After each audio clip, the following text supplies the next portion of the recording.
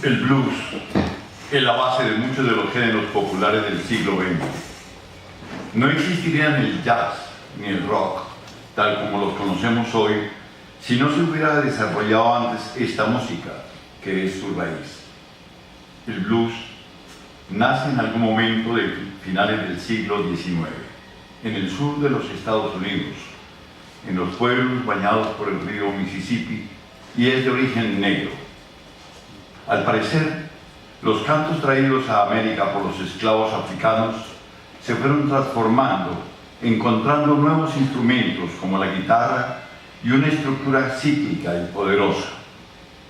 Un compositor llamado William Christopher Handy fue el responsable del primer blues publicado en partitura, The Memphis Blues, en 1911. Luego, en 1914, Handy cosechó aún mayores éxitos con la impresión de la partitura The St. Louis Blues. Esto lo convierte en un pionero en lo que respecta a la escritura musical, pero no en el padre del blues, como algunos historiadores lo han llamado. Handy aclaró en su autobiografía publicada en 1941 que la inspiración le llegó directamente una tarde de 1903, mientras esperaba un tren en Tutwiler, Mississippi. Un negro flaco que estaba a mi lado empezó a tocar una guitarra. El efecto de esa música fue inolvidable. Su canción me golpeó inmediatamente. Por ende, sabemos que los blues de Handy son en realidad una transcripción de las canciones de ese trovador anónimo en aquella estación de tren. Según el escritor Jean Cocteau, quien se acercó a esta música más atraído por sus letras que por sus melodías, el blues es el único aporte importante de nuestro siglo a una poesía popular auténtica. Por su parte, el musicólogo Joaquín Berendet escribe: en esas letras se expresan el amor y la discriminación, la cárcel y la policía, las inundaciones, los ferrocarriles, los presagios de los gitanos y el sol al atardecer. La vida desemboca en las letras del blues de una manera asombrosamente directa.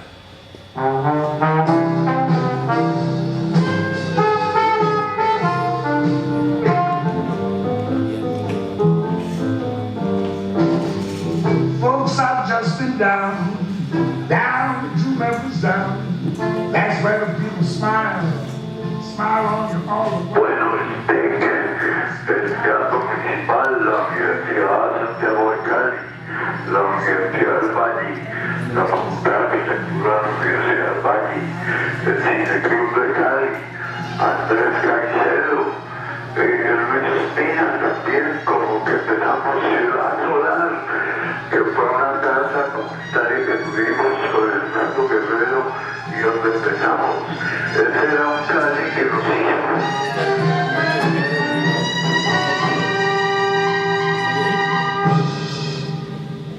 El primer blues que se grabó en disco fue Crazy Blues, interpretado por la cantante Mamie Smith y publicado en octubre de 1920.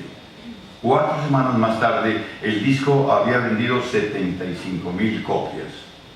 A partir de ese momento se estableció un vínculo muy fuerte entre el blues y las voces femeninas.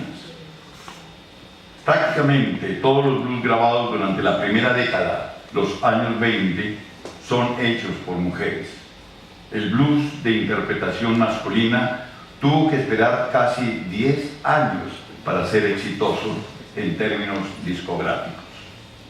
La más importante de las cantantes de esta primera generación fue Bessie Smith, apodada la emperatriz del blues. Bessie comenzó a grabar en 1923 y desde ese momento se convirtió en una de las artistas más destacadas del sello disquero Columbia.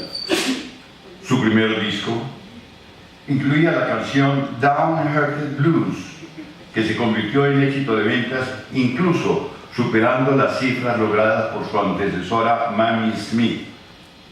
A pesar de ser nacida en el sur de Estados Unidos, los discos de Bessie Smith se grabaron siempre en la gran ciudad del norte, Nueva York. Esto permitió una ingeniería de sonido óptima para la época, así como un acompañamiento instrumental muy cuidadoso. Bessie cantaba acompañada por un pianista, casi siempre Clarence Williams, y en ocasiones especiales tuvo como invitado al trompetista Louis Armstrong. Hay que ver Guía de Gas. Inclusive, en algunos discos su voz se oye respaldada por una pequeña orquesta. En términos generales, los blues femeninos nunca se acompañaron con guitarra, sino con instrumentos más sofisticados prestados del jazz.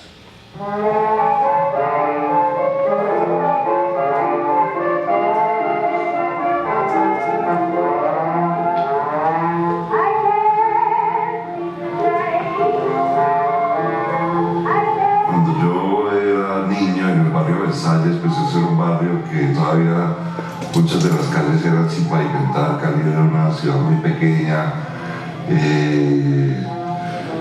era una ciudad que en ese momento que yo nací, que fue en el 49, comenzaba un crecimiento muy grande, porque Cali en los años 50 fue una de las ciudades, junto con Sao Paulo, que más rápido creció en Latinoamérica. Es decir, yo he visto esta ciudad pasar de ser un pueblito a ser una ciudad de más de 2 millones de habitantes, como lo que es ahora, ¿no? Y pues los últimos 35 años yo me he dedicado a registrar el rostro de esta ciudad, ¿no? Haciendo documentales y películas sobre lo que es la ciudad y la memoria.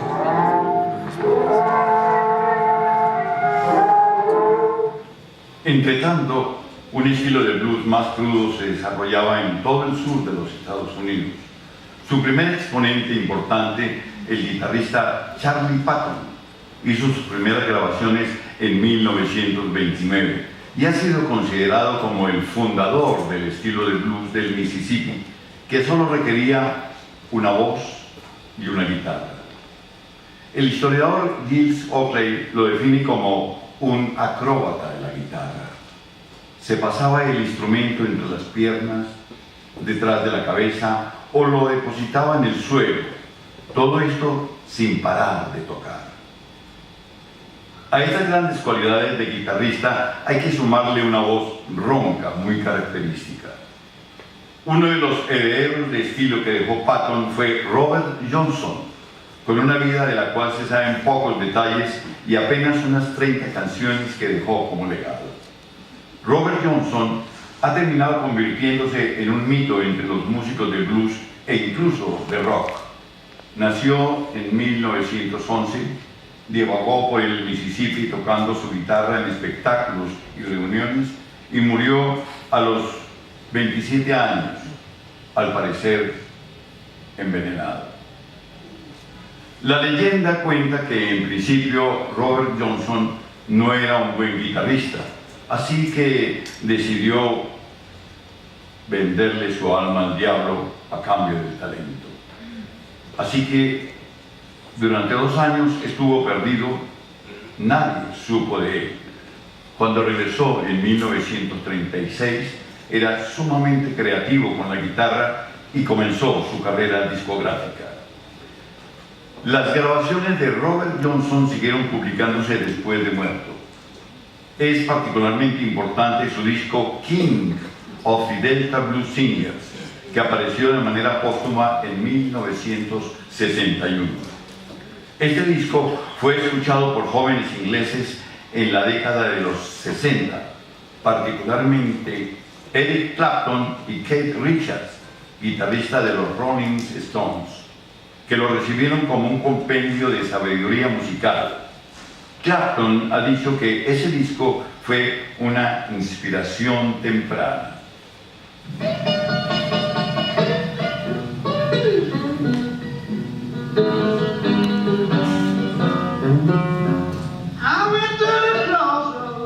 Mi mamá me empezó a ayudar a mis hijos a los 6 años y a los 9 me fui solo.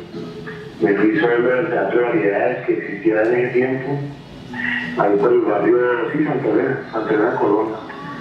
Y yo entré a las 11 de la mañana y salí a las 11 de la noche y no me di cuenta que hora pasó el tiempo. Y cuando llegué a la casa, pues todos los muchachos de por ahí del barrio estaban esperándome, pues estaban gozando la cascada que me iban a pegar y mi mamá, como muy inteligente, fue muy chistoso porque todos estaban como pegados en la ventana, pues escuchando la cascada, me iban a pegar. Y mi mamá me propuso un trato, me dijo, bueno, yo le voy a pegar a la mesa y tú lloras, es que mi mamá era una artista, definitivamente, y tú lloras y nos acostamos a dormir, le damos gusto a ellos y quedamos bien nosotros tranquilos, pero no lo vuelven a hacer. Y yo, claro, mamá, de una. Y creo que esa enseñanza, eso fue grandísimo porque me enseñó a que en ese momento, a que uno no le debe importar lo que piensen los demás o lo que piensen, pues bacano, o sea, no hay ningún problema.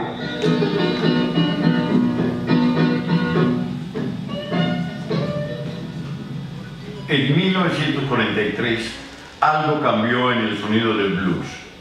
Un músico de Mississippi llamado Muddy Waters tomó un tren que lo llevó hasta la ciudad de Chicago, en busca de nuevas y mejores oportunidades.